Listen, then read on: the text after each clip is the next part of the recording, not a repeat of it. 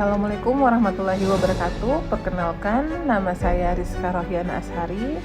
Saya mahasiswi pasca sarjana program studi Magister Manajemen di Universitas Halu Oleo. Pada kesempatan hari ini, saya itu akan memaparkan materi tentang gaya pengambilan keputusan. Secara umum, pengertian pengambilan keputusan itu telah dikemukakan oleh beberapa ahli. Yang pertama itu kita bisa mengambil dari pengertian menurut Georgi Erteri. Beliau mengatakan bahwa pemilihan alternatif perilaku atau kelakuan tertentu dari dua atau lebih alternatif yang ada. Sedangkan menurut Espesiagian, pengambilan keputusan itu merupakan suatu pendekatan yang sistematis terhadap hakikat alternatif yang dihadapi dan mengambil tindakan yang menurut perhitungan merupakan tindakan yang paling tepat. Yang ketiga itu menurut James Stoner, beliau mengatakan bahwa pengambilan keputusan adalah proses yang digunakan untuk memilih suatu tindakan sebagai cara pemecahan masalah. Jadi dari definisi ketiga di atas dapat disimpulkan bahwa pengambilan keputusan itu adalah suatu cara yang digunakan untuk memberikan suatu pendapat yang dapat menyelesaikan suatu masalah dengan cara atau teknik tertentu agar dapat diterima oleh semua pihak. Gaya pengambilan keputusan itu ada melalui 4 cara. Yang pertama itu disebut dengan gaya direktif, kedua gaya analitik, ketiga gaya konseptual, dan keempat itu gaya perilaku. Gaya direktif ini digunakan oleh orang-orang yang lebih memilih solusi masalah yang sederhana dan jelas. Jadi seseorang yang memilih gaya ini biasanya bersifat efisien dan rasional dan lebih memilih untuk mengandalkan peraturan atau prosedur yang ada dalam mengambil keputusan. Yang kedua itu ada gaya analisis. Gaya analisis ini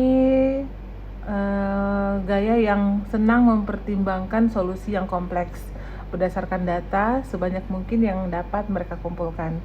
Yang ketiga itu gaya konseptual. Gaya konseptual itu di mana orang-orang yang cenderung ke arah gaya yang senang memperlihatkan sejumlah besar informasi. Mereka juga lebih berorientasi sosial daripada mereka yang menyukai gaya analisis.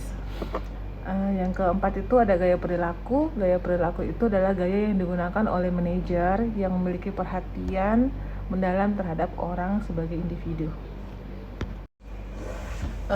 Proses pengambilan keputusan itu adalah metode mengumpulkan informasi, menilai alternatif, dan akhirnya menentukan pilihan akhir. Tahap-tahap pengambilan keputusan terbagi dari 4 tahap. Yang pertama itu ada yang namanya intelligence.